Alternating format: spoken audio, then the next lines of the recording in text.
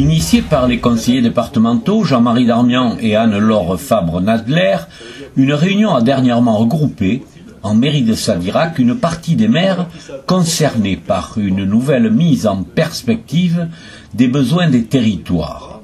La proximité et le dialogue ont été renforcés grâce à un découpage du département en 9 territoires.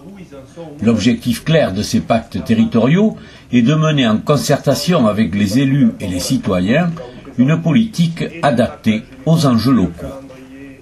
Aujourd'hui, on est dans une démarche où on va demander aux communes, aux communautés de communes, aux acteurs de terrain, que peuvent être aussi des associations sportives, culturelles, caritatives, quels sont les objectifs qu'elles souhaitent remplir avec nous, quelles sont les actions qu'elles souhaitent mener avec nous, quelle est leur contribution et quelle sera leur contribution sur les 2, 3, 4 années qui sont devant nous.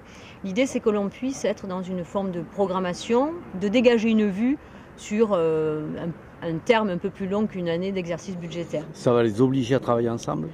L'idée, c'est vraiment, et d'ailleurs on l'a vu dans nos premières réunions de travail, de concertation, que les différents acteurs de chacun de nos territoires ont besoin de se retrouver, ont besoin de partager ce qu'ils font, ont besoin de partager leurs forces, ont besoin parfois de rééquilibrer des choses. Parfois on se rend compte qu'à quelques kilomètres de chez soi, il y a une activité que nous on a mis en place et l'autre, une autre structure met à peu près la même activité en place. Donc comment, sans parler de fusion, mais comment on essaie de faire travailler les synergies des différents acteurs, sans forcément être redondant, comment on invente des choses un peu nouvelles, comment on répond aux besoins des territoires.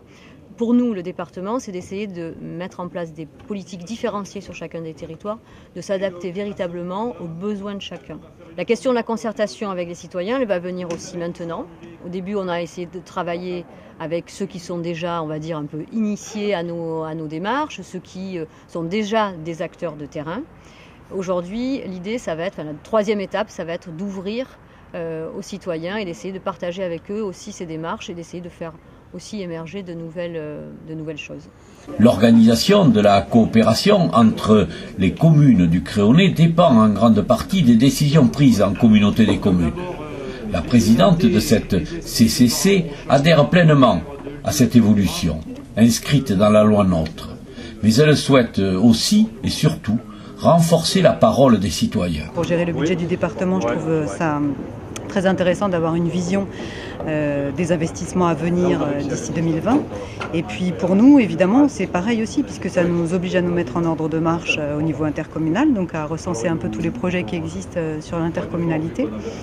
Et en effet, à être l'interlocuteur du conseil départemental en matière, en tout cas, du fléchage des financements, des investissements que les communes auront à faire jusqu'en 2020. In fine. Est-ce que c'est le départ d'une nouvelle façon de travailler ? Alors, si la question c'est est-ce qu'il va y avoir davantage un projet intercommunal, oui, on peut l'espérer, on peut l'espérer, mais les investissements, ça n'est pas tout. Il faut aussi un état d'esprit. Quand j'entends par exemple que la communauté de communes est un outil au service des communes, je ne suis pas d'accord. Je ne suis pas du tout d'accord avec ce discours. La communauté de communes, elle est un outil au service des habitants pour les compétences qu'on lui a transférées. Et ça, c'est très différent. Chacun des acteurs de ce pacte a défini des priorités. Le POUT défend la création sur sa commune d'une entité très particulière. C'est peut-être une nouvelle manière d'aborder les problèmes parce qu'on reproche souvent que les décisions soient prises par les élus à un haut niveau et que les citoyens ne soient jamais impliqués. Et le fait d'essayer de les impliquer, parce que je dis bien essayer, de les impliquer dans la prise de décision ou dans les projets tels que les communes peuvent en avoir, ça leur permettrait de mieux s'approprier les projets, les idées lancées par les élus, une fois qu'ils en auraient une connaissance, d'en débattre et de pouvoir mieux intégrer ce projet pour leur commune. Le POUT a un projet d'accueil, de structures d'accueil des personnes âgées non dépendantes.